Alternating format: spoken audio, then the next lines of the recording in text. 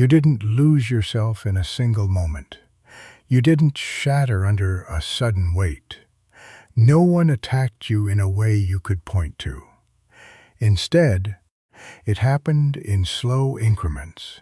A quiet adjustment here, a small compromise there, a series of invisible negotiations with people who never understood you and never asked to. You were never broken. You were gradually softened, dulled to fit the room, trimmed so you wouldn't stand out, made manageable, comfortable, harmless. And the most dangerous part of this entire process is that you thanked them for it. You called it growth. You called it maturity. You called it adapting. But adaptation without awareness is just surrender with a polite name. Today, we're going to trace exactly how this happens. How expectations become psychological molds. How the world quietly sculpts you into a version of yourself that keeps the peace but kills your fire. And why the intelligent ones don't leave because they hate people. They leave because the environment slowly demands they become less. You've felt it. You don't always have the words for it, but the body remembers. The fatigue that isn't physical. The heaviness in your chest when you walk into a room full of noise and realize, within minutes, that you're already translating yourself down. You shrink your vocabulary. You swallow your observations. You laugh at things that don't register as funny. You agree to plans that drain you. You nod when someone reduces a complex reality to a slogan. You don't do it out of fear. You do it out of exhaustion. Because explaining yourself costs more energy than staying silent. Because the moment you show depth, the room either gets uncomfortable or tries to flatten it into something it can consume. You've spent years believing this is just how society works. That you need to play the game. That this is what it means to be functional. But somewhere along the line, you noticed something quieter slipping away. Your edge, your willingness to pursue what actually matters to you. The part of you that used to burn with quiet certainty, it didn't vanish. It was starved, slowly, consistently, by 1,000 micro-interactions that rewarded compliance and punished depth. You started mistaking numbness for stability. You started calling your withdrawal boundaries, when it was actually exhaustion from being chronically misread. You surrounded yourself with noise to avoid the silence that would force you to admit you've been living in a cage of lowered expectations. And the worst part? You think it's your fault. You think if you just tried harder to connect, to be more open, to stop overthinking, you'd finally feel normal. But normal is just another word for average, and you were never built for average. You were built to perceive what others ignore. And perception, when left unshared, turns inward. It becomes pressure. It becomes isolation. It becomes a quiet war between who you are and who they need you to be. This isn't random. This isn't a personal failure. This is a structural pattern. Human groups naturally seek equilibrium. They seek comfort. They seek predictability. And when someone enters a space with depth, with intensity, with a mind that questions instead of repeats, the group experiences a subtle threat. Not because that person is dangerous, but because depth exposes what others have already buried. When you see clearly, it forces everyone else to notice what they've chosen to ignore.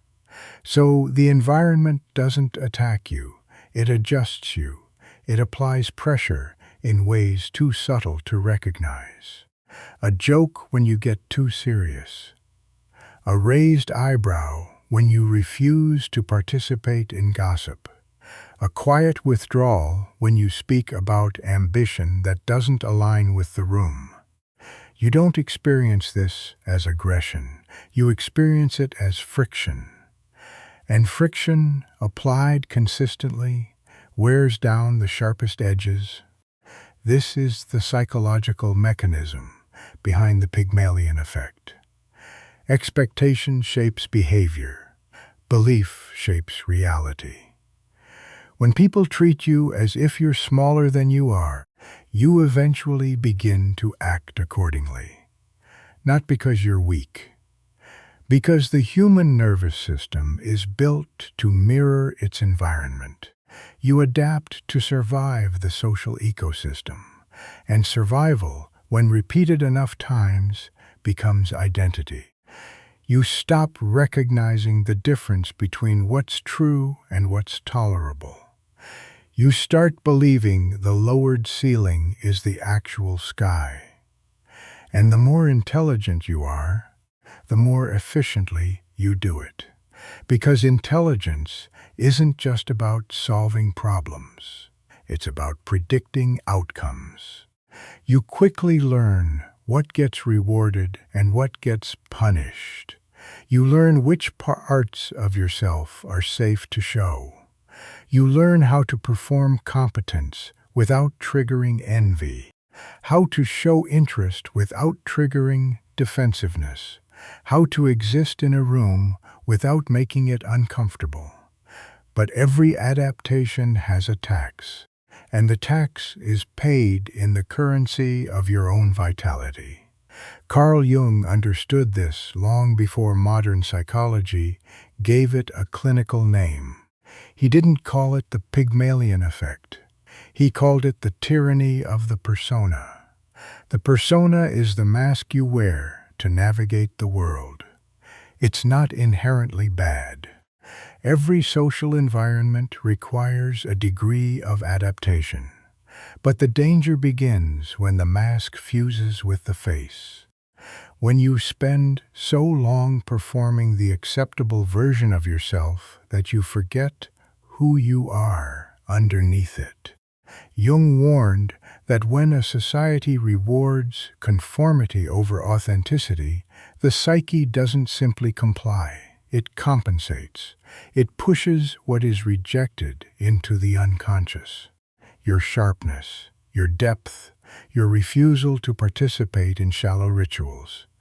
It doesn't disappear, it sinks. And what sinks doesn't dissolve, it accumulates. It becomes pressure. It becomes the shadow. And the shadow doesn't attack you from the outside. It leaks into your life through self-sabotage, through relationships that feel hollow no matter how hard you try, through ambition that stalls the moment you get close to the finish line, through a quiet cynicism that masquerades as realism. Jung saw this clearly. The modern man isn't sick because he's broken.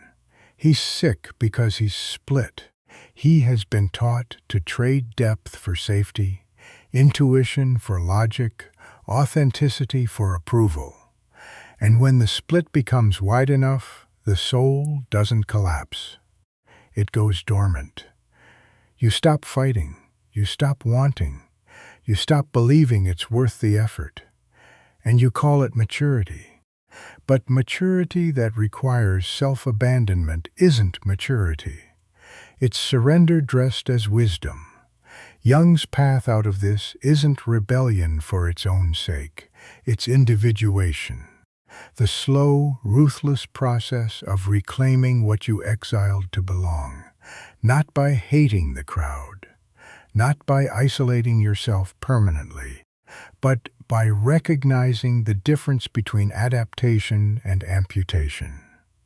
One allows you to move through the world. The other slowly kills the part of you that knows why you're moving. Here is what happens under the surface when this pattern goes unchecked. You don't suddenly wake up empty. You wake up accustomed to it. The dullness becomes your baseline. You stop noticing the silence inside you because it's finally quiet enough to be bearable. You mistake numbness for peace. You mistake exhaustion for rest. You start avoiding situations that require real presence, because real presence means real friction. You curate your life to minimize exposure to anything that demands your full weight. And slowly, the environment wins. Not through force, through fatigue. You begin to believe that depth is a burden, that intensity is a flaw, that thinking too much is the reason nothing works. You internalize the narrative that if you just stopped analyzing, just accepted things as they are, just played the game without questioning it, you'd finally feel light. But lightness built on suppression isn't freedom. It's anesthesia. And anesthesia doesn't heal. It postpones. What you don't feel in the present, you pay for in the future. Through resentment, through cynicism, through a quiet contempt for the very people you're trying to impress. You start despising the crowd you're mimicking. You start resenting the expectations you once begged to meet. And the more you hate the performance, the more exhausted you become. Because performance requires constant energy. Authenticity requires courage. And courage doesn't ask for applause. It asks for alignment. But alignment means stepping out of the lowered ceiling. It means risking the discomfort of others. It means becoming unmanageable again. And the system doesn't punish unmanageable people with violence. It punishes them with isolation. It withdraws warmth. It withholds validation. It makes you feel like the problem. Because if you're the problem, the system doesn't have to change. And that's exactly how the cycle reinforces itself. You don't lose your edge because you failed. You lose it because you succeeded at fitting in. To understand how this happens, we have to pull the mechanism apart. There are 4 silent stages. They don't announce themselves. They arrive as convenience. First, the reward for compliance. Every environment runs on feedback. When you speak less, nod more, agree with harmless opinions, and avoid topics that trigger friction, you receive social safety. Smiles, inclusion, easy conversations. The nervous system registers this as survival. And survival feels good, so you repeat it. You begin optimizing for smoothness over truth. You don't realize you're trading depth for comfort. You just notice that life gets easier until it isn't. Second, the erosion of friction. Depth requires resistance. Sharp minds grow through challenge. But when you consistently enter spaces that don't challenge you, your internal edge begins to rust. You stop arguing. You stop refining your thoughts. You stop testing your ideas against opposition. And without opposition, clarity softens into assumption. You begin believing your own compromises are wisdom. You confuse agreement with understanding. You start accepting surface-level answers because digging requires energy you no longer have. Third, the internalization of lowered expectations. This is where the Pygmalion Effect takes root. People treat you as if you're only capable of shallow engagement. They don't expect depth from you. They don't ask for it. They don't create room for it. And over time, You begin performing to match their expectations, not because you believe them, but because fighting them is exhausting. You become efficient at meeting the bar that was set low, and efficiency feels like progress. But progress in the wrong direction is just acceleration into a smaller version of yourself. You stop asking for what you actually want because you've learned that wanting it out loud makes you inconvenient. Fourth, the shadow compensation. What you suppress doesn't vanish. It redirects. Your unexpressed intensity leaks into self-sabotage. You procrastinate on the work that matters. You choose relationships that can't hold your weight. You develop a quiet arrogance toward the very people you're trying to please. You become bitter, not because you hate them, but because you hate yourself for accommodating them. The shadow doesn't care about your social image. It cares about balance. And when the conscious self becomes too compliant, the unconscious rebels. Not through drama, through stagnation, through a quiet refusal to cooperate with your own life. These stages don't happen in isolation. They reinforce each other. Compliance rewards smoothness. Smoothness erodes friction.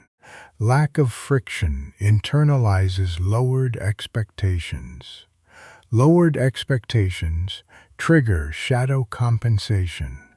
And shadow compensation brings you back to the beginning, seeking comfort in the very system that drained you. It's a closed loop, and loops only break when you recognize the pattern before it names you. This pattern doesn't just change your mood, it changes your architecture. It rewires how you relate to work, to love, to ambition, to truth. You begin choosing safety over significance. You stay in roles that don't demand your full capacity. You date people who don't challenge your growth. You consume content that confirms your numbness instead of piercing it. You build a life that looks functional on the outside but feels hollow on the inside. And because it's hollow, you try to fill it with noise, with distractions, with temporary wins, with achievements that look impressive but don't register in your nervous system. You start measuring success by external validation because internal resonance has been starved for too long. You forget what it feels like to be fully present in a conversation.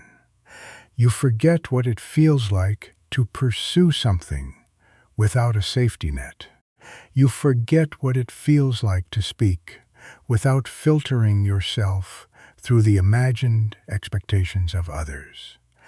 And when you do remember it, it feels dangerous. It feels like risk. It feels like stepping out of a room you've lived in for years. The cost of this pattern isn't failure. The cost is quiet irrelevance. You don't crash. You fade. You become a background version of yourself. And background people don't build legacies. They maintain comfort. You weren't built to maintain. You were built to perceive, to question, to cut through noise. But perception without expression becomes self-consumption. And that is the true tragedy of the modern intelligent man. Not that he was broken, that he was trained to believe his sharpness was a flaw, that his depth was a burden, that his refusal to play small was arrogance instead of accuracy. The consequence isn't that you lose your potential. It's that you outsource your definition of worth to people who were never qualified to measure it. This isn't about hating the crowd. This isn't about romanticizing isolation. This is about recognizing the difference between adaptation and amputation. You don't need to become aggressive. You don't need to withdraw permanently. You need to stop mistaking compliance for peace. The intelligent mind doesn't leave shallow environments out of superiority. It leaves out of self-preservation. Depth requires soil that can hold it. Shallow environments don't reject depth. They simply lack the capacity to sustain it. And when you repeatedly try to plant roots in dirt that can't nourish you, you don't blame the seed. You recognize the environment. Jung's work wasn't about escaping society. It was about individuation. The process of becoming who you actually are, rather than who you were trained to become. That requires a ruthless kind of honesty, not toward others, toward yourself. You have to admit what you've been suppressing. You have to stop calling your exhaustion maturity. You have to stop apologizing for your intensity. You have to stop believing that fitting in is the price of belonging. Belonging shouldn't require self-betrayal. And when it does, it isn't belonging. It's transaction. You don't need everyone to understand you. You need the right soil for what you carry. You don't need to explain your depth to people who've already decided the sky is flat. You need to stop lowering your ceiling to match their floor. Reclaiming your edge isn't about becoming louder. It's about becoming accurate. It's about refusing to trade clarity for comfort. It's about recognizing that withdrawal, when chosen consciously, isn't weakness. It's recalibration. You step back not to hide. You step back to rebuild. To stop leaking energy into rooms that can't hold it. To stop performing for audiences that only want a shadow of you. This isn't cynicism. This is conservation. Your intensity isn't the problem. The mismatch is. And when you stop trying to force a square truth into a shallow hole, you don't lose your mind. You finally stop breaking it to fit. You weren't meant to be manageable. You were meant to be real. And reality doesn't ask for permission to exist. It simply is. The world will always try to soften you because softness is easier to handle. But softness doesn't build anything that lasts. Depth does. Precision does. Uncompromising clarity does. Stop apologizing for the weight you carry. Stop mistaking isolation for failure. Stop believing you have to shrink to belong somewhere. You don't need to conquer the crowd. You need to stop letting it sculpt you. Walk away from rooms that reward you for being less. Find spaces that don't fear your edge. And if you can't find them, build them. Not for applause, for alignment. The quiet war you've been fighting ends the moment you stop negotiating with yourself. You don't need to be understood by everyone. You just need to be accurate to yourself. And when you finally stop performing for lowered expectations, you won't feel lonely. You'll feel free.